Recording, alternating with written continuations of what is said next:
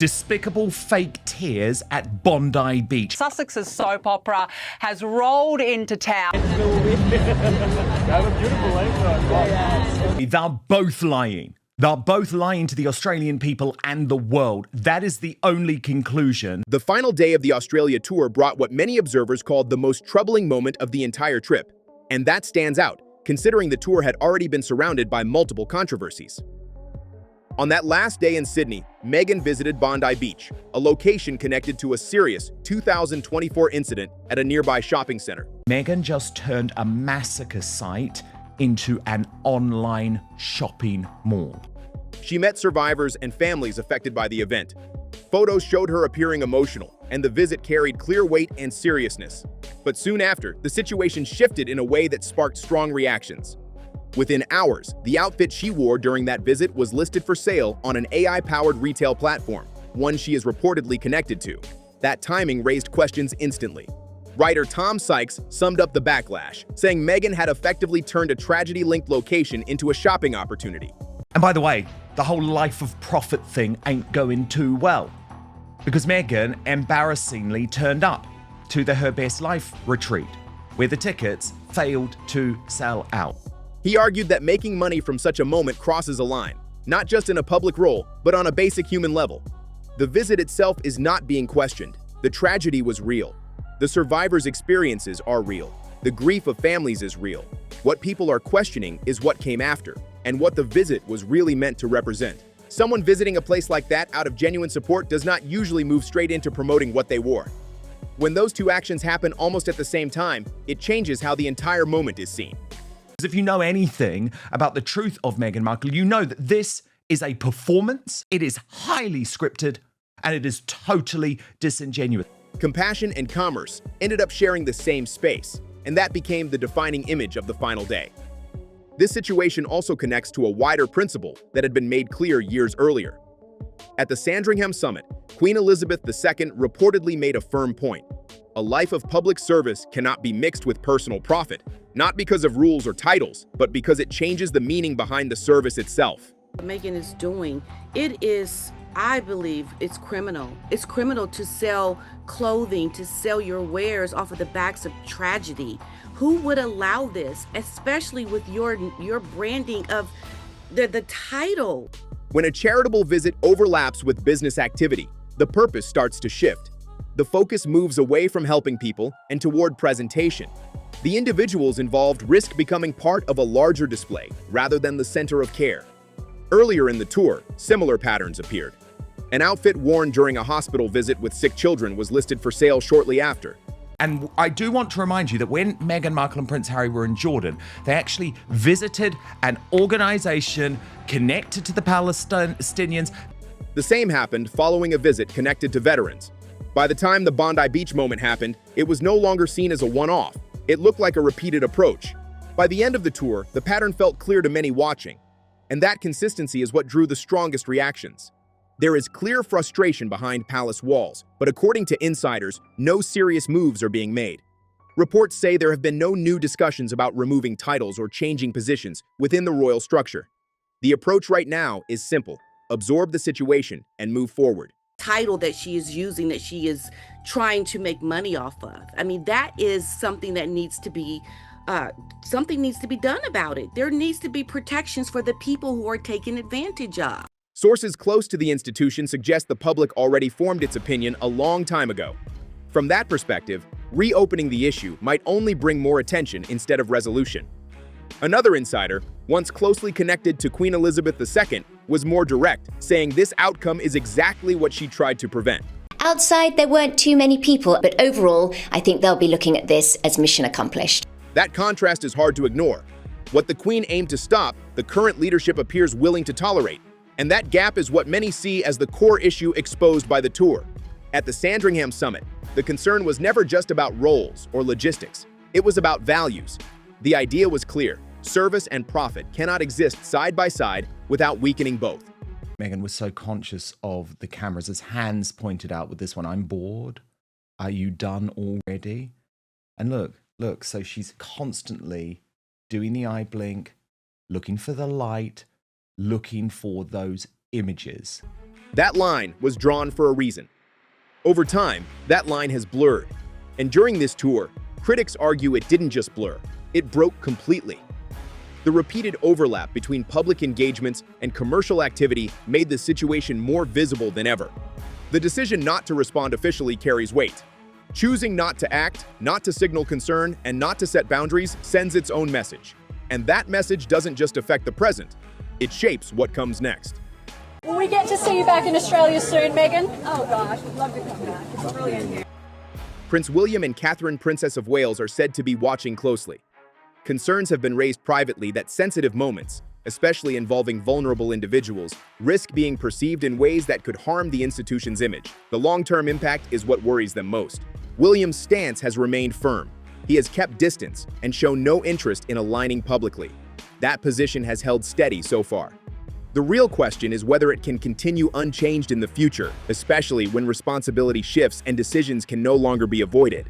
Meanwhile, the Her Best Life retreat added another layer to the story. Public need to know that royals are carrying out engagements out of a sense of duty, not to provide window dressing for a lucrative foreign tour. Marketed as a premium experience, it became one of the most openly commercial parts of the tour.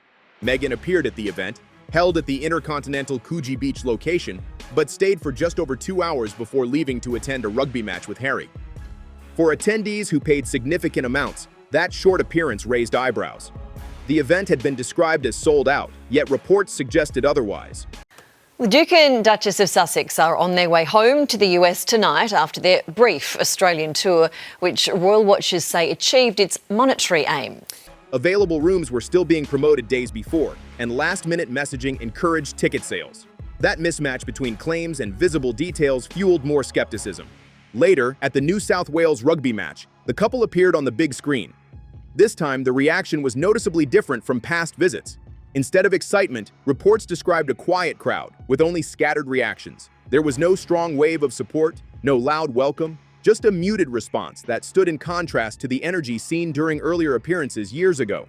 To sell her shitty clothing on stage at the not sold out Her Best Life retreat for just 122 minutes before deciding to be booed at the football alongside her husband, Prince Harry. By the end of the tour, the pattern wasn't just about isolated moments. It became a broader perception issue, shaped by consistency, timing, and the growing gap between message and reality. The crowd came for rugby, not for a headline moment. When Harry and Meghan appeared on the big screen, the reaction felt flat, more like a brief distraction than something people were excited about. It didn't land as a big moment. It just passed by. Soon after, cameras caught a moment of affection between them. Photos showed a kiss, an embrace, hand-holding, the kind of image that always seems to appear at key points during the tour. Meghan, you're talking bullshit. Observers noted that these moments felt carefully timed rather than completely natural. Those images serve a purpose. They project unity, stability, and a strong partnership at a time when questions about their relationship often circulate. They also shift attention. When those warm visuals go public, the focus moves away from criticism, away from the retreat concerns, the outfit listings, and the Bondi Beach backlash, and onto something softer and more positive. Throughout the tour, Meghan's interactions with children also drew attention. At hospital visits and public walkabouts, several observers described those moments as somewhat awkward. In front of a couple of big names in the form of the Duke and Duchess of Sussex, just checking in there with Phil Waugh. I believe John Eales is doing a little hosting for the evening as well, Morgs.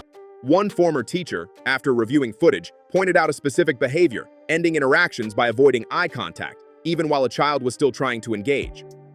That detail stood out because it reflects a known communication pattern. It signals closure from the adult's side, even if the child isn't finished. According to that perspective, the interactions seemed efficient, controlled, and quickly wrapped up once their purpose was served. 4 days in 2 cities, including paid appearances and more wardrobe changes than anyone can count. The Sussexes have redefined the line between business and pleasure. The comparison with Catherine, Princess of Wales, comes up often, not as an attack, but as a contrast in style. Catherine is known for lowering herself to a child's eye level, responding directly to what they say, and staying engaged in a way that feels mutual. Children respond to that energy. They lean in, they hold attention, and the interaction flows naturally.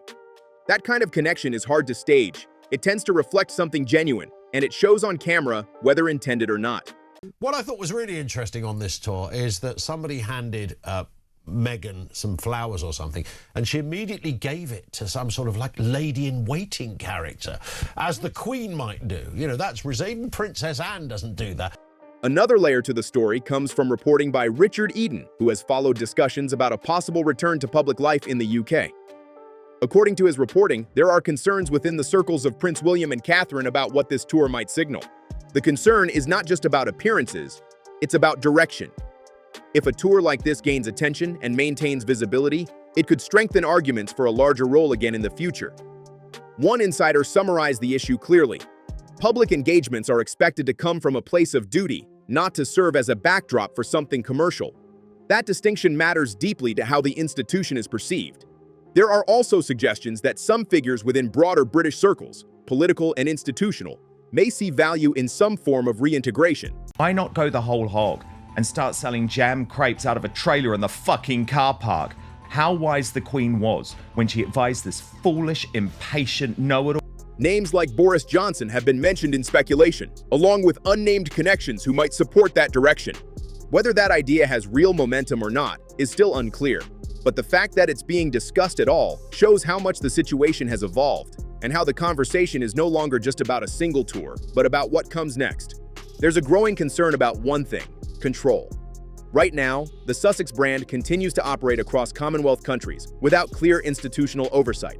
Harry and Meghan balance paid appearances with charity causes in a royal visit unlike any before. And after this tour, that reality is hard to ignore. Some insiders are starting to frame it differently. If this half-in, half-out model is already happening in practice, then maybe the real question is not whether it should exist, but whether it should be managed. Because what the Australia tour showed is simple. Activity is happening anyway. The argument being discussed is straightforward. A loosely managed return with some level of structure might be easier to contain than a completely independent path with no rules attached. Without that structure, every move is decided privately, without traditional limits or accountability. I actually found the whole thing incredibly awkward. I don't think Meghan Markle is good with children. And I think we see that time and time again. And this was another example of that. Yeah, and I said he's very good at twirling. Here we go. Very good. Great job. The most perfect dress to twirl. Whether this idea, sometimes referred to as a quiet Operation Thaw, is coordinated or not remains unclear. It could be a planned effort or just separate voices reaching the same conclusion. But the effect of the tour is obvious. Everything went ahead. The hospital visits happened. The memorial moments happened. The public appearances happened. The product listings followed. And through all of it, there was no visible institutional pushback. That silence matters. Because when nothing is stopped, it sends a message. Permission doesn't always have to be spoken. It can be shown through inaction. And that quiet acceptance becomes the base for whatever comes next. The reaction from the crowd at the rugby match said a lot without saying much at all. There was no strong backlash, no loud rejection, just silence. People watched, reacted briefly, and moved on. No energy, no excitement. That kind of silence is different. It suggests people have already made up their minds. They see what's happening, understand it, and choose not to engage beyond that moment. Meghan's doing what she does best, making everything about herself. Everything. Everything relates to her. But back to me. Enough about me. What do you think of me? This is exactly the kind of situation Queen Elizabeth II had tried to avoid. Her position, made clear during the Sandringham Summit, was rooted in one key idea: service and commerce must stay separate. She spent decades maintaining that boundary, not because it was easy, but because it gave meaning to the role. Once that line disappears, the purpose changes. Public service starts to look like presentation, and serious moments risk becoming part of something else. That shift is what many believe this tour highlighted most clearly. Not one specific event, but the overall pattern. The overlap between emotional appearances and commercial follow-up became impossible to miss. Meanwhile, Prince William is said to be paying close attention. Concerns described as extremely dangerous for the monarchy reflect a deeper fear that something important is being lost, and that restoring it later may not be simple. There's also a sense that future decisions could look very different. The current approach may be passive, but that doesn't guarantee it will stay that way. When responsibility shifts, so might the response. Yeah,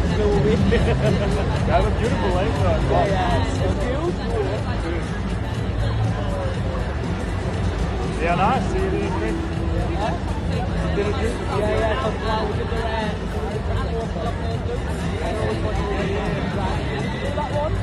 I actually ran it. By the end of the tour, the details spoke for themselves. The retreat appearance was brief. The clothing listings continued. The public reaction stayed muted. And the message being sent, intentionally or not, became clearer with each step. Even moments meant to feel emotional sparked debate.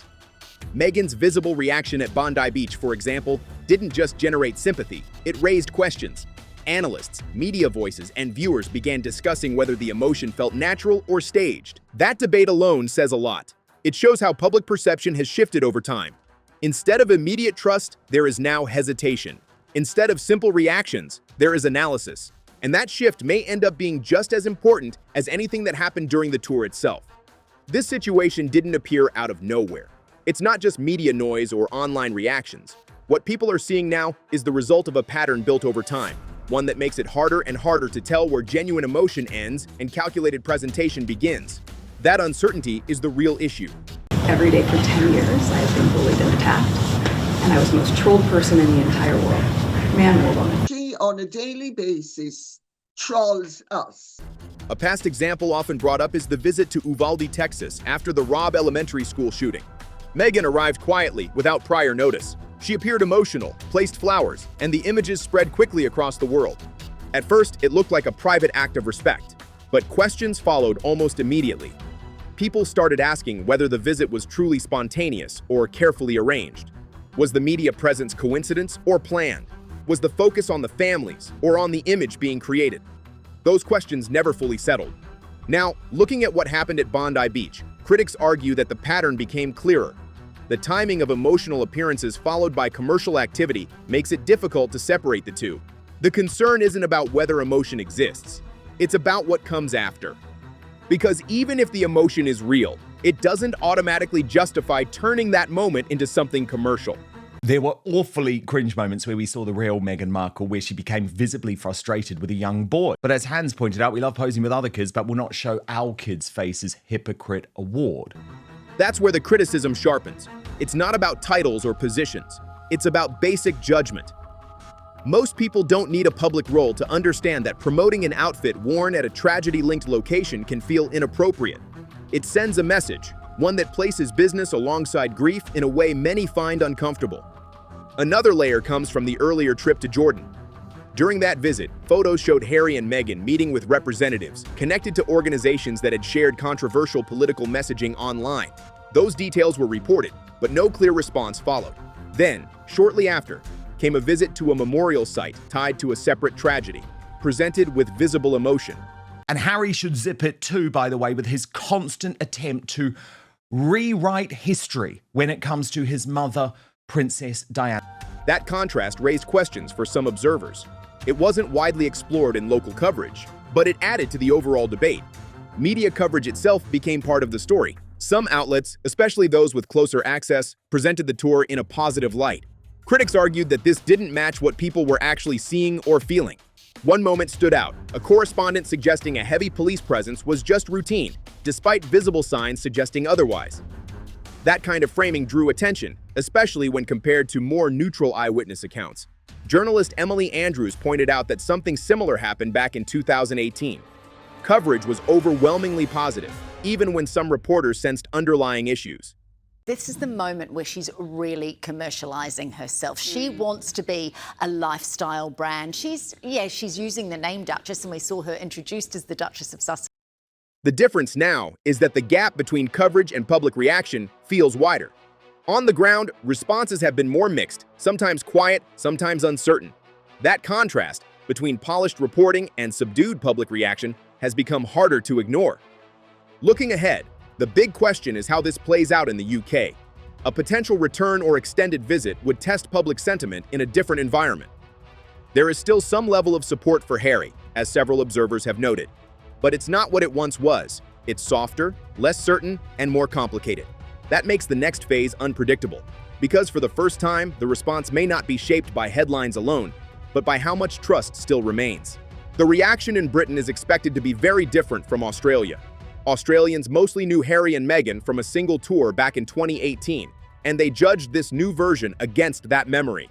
And apparently, Meghan, quote, hated every single minute of that trip. So here they are, 8 years later, they've returned back to Australia for goodness knows what reason. And all I can put it down to be honest, is that they need money. But in United Kingdom, people have watched Harry grow up. They've seen his military service, his work with the Invictus Games, and the version of him that once felt natural and widely liked. That long history changes everything. For many, the real story is not just the tour, it's the transformation. The shift from a confident, relatable figure into someone more controversial and harder to read. And that's where opinions split the most. Some still see the old version, others feel that version is gone. The warning coming from Prince William's circle, described as extremely dangerous for the monarchy, points to what's really at stake. This isn't just about image, it's about how the monarchy functions in a modern system. Its value depends on trust. Why are Harry and Meghan visiting a hospital when they are on a commercial visit to Australia? They're not working royals. They should not be using charity to muddy the waters in the hope that these money-grubbing hustlers will be mistaken for individuals who care about charity. On people believing that public engagements are driven by duty, not by business. That trust supports everything: tourism, global influence, charitable impact. Once that line becomes unclear, the foundation starts to weaken, and the shift doesn't happen all at once. It happens slowly, over time, through repeated moments that blur the boundary. When serious events and commercial actions begin to overlap, even indirectly, the perception changes. Not instantly, but steadily. King Charles III's approach so far appears cautious. On a personal level, it's understandable. Family dynamics are complicated, and public conflict brings its own consequences. Media coverage, interviews, and ongoing tension. Crawling back to the public consciousness by doing all the things she complained about when she was in the royal family. Yeah. It makes no sense. But while avoiding confrontation may reduce short-term pressure, it doesn't stop the long-term impact. The structure remains the same. Titles remain, positions remain, and the Sussex brand continues operating in a space that still connects back to the institution. That connection carries weight. It gives visibility and credibility, even as criticism continues. And without a clear response, that situation doesn't pause. It continues to grow. Each public appearance tied to commercial activity adds another layer. Not always in obvious ways, but enough to keep the conversation going. Enough to keep raising the same question: where is the line now? For decades, Queen Elizabeth II worked to keep that line clear. Through crises, public criticism, and internal challenges, she maintained a consistent approach. Not because it was simple, but because it defined the role itself.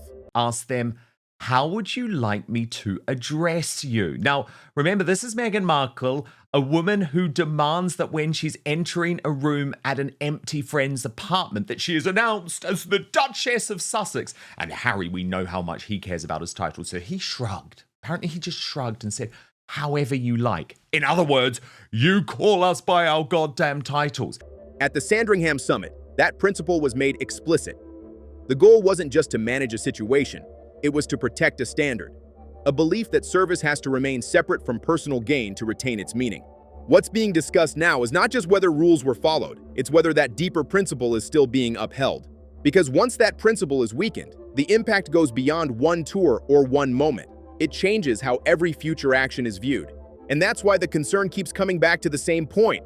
Not procedures, not titles, but the long-term meaning of service and whether it can still be clearly recognized. Emotional performance, commercial gain, and institutional silence. Those three elements now define the entire situation. And while Prince William may one day be in a position to respond, that moment hasn't come yet. For now, the institution stays quiet, and the warning from Queen Elizabeth II keeps proving itself, one situation at a time. Well, Harry and Meghan are in the country, and here at the Late Debate, we've got exclusive footage of their arrival in this country.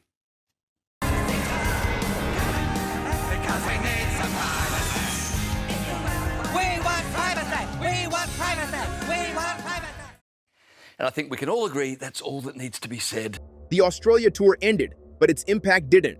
The final images, Bondi Beach, the quiet stadium crowd, the short retreat appearance, and the "I'd love to come back" comment left a lasting impression. Not because of one moment, but because of what they showed together. At the center of it all is a clear issue: A system that tries to combine public service with personal business doesn't hold up over time. That's not just theory, it's now visible in practice. They didn't go first class. Well, I can tell you a couple of things. First of all, they're flat broke and they have to save money. Secondly, there was no first class. How the mighty have fallen. They are having to rough it in ordinary business class, which, let me tell you, Meghan hates because she doesn't like to meet ordinary people. The Sussex operation depends heavily on its connection to the royal institution. That connection creates value. It gives visibility to events, raises interest, and supports pricing for projects like retreats and partnerships. Without that link, the same level of attention would be harder to reach. But here's the problem. The more that connection is used for commercial purposes, the weaker it becomes. Each time a public visit is followed by a product listing or a business move, the meaning of that visit starts to shift. The first time, people question it. The second time, they notice a pattern. By the third, expectations change completely. Now, many observers see future appearances through a different lens. A hospital visit, a memorial moment, or a charity event no longer stands alone. It risks being viewed as part of a larger commercial cycle. That shift matters because the value of those moments came from trust, from the belief that they were genuine acts of support. Once that belief weakens, everything connected to it loses strength as well. This is where Diana crushed, and she thinks she's Diana, so she's back there. Geez. There are also real-world effects. The people involved in these moments, families, patients, communities, become part of something bigger than the original purpose. And that raises difficult questions about priorities and impact. Meanwhile, the institution itself faces a growing challenge. It continues to provide the symbolic weight that makes these appearances meaningful, but without setting clear boundaries, that same weight is being stretched. This is exactly the risk Queen Elizabeth II tried to avoid, especially during the Sandringham Summit. Her focus wasn't just on rules, it was on protecting the long-term meaning of service. Right now, that meaning is being tested. There are already signs of strain. Reports of lower demand for events, adjustments in pricing, and shifting partnerships suggest that the model is under pressure. Whether the Australia tour slows that trend or not will only become clear over time. What is clear is the cost, not just in perception, but in how the institution is being used and how that use is being received. Multiple voices have said similar things in different ways. Commentators, insiders, and even public reactions all point to the same conclusion. Something important is being blurred. And once that line is gone, bringing it back becomes much harder. The tour is over. The moments have passed. But the record remains. And it tells a very specific story about choices, consequences, and what happens when a clear warning is set aside. If you want more breakdowns like this, make sure to like, comment, and subscribe to Crown Clash. New videos drop every day.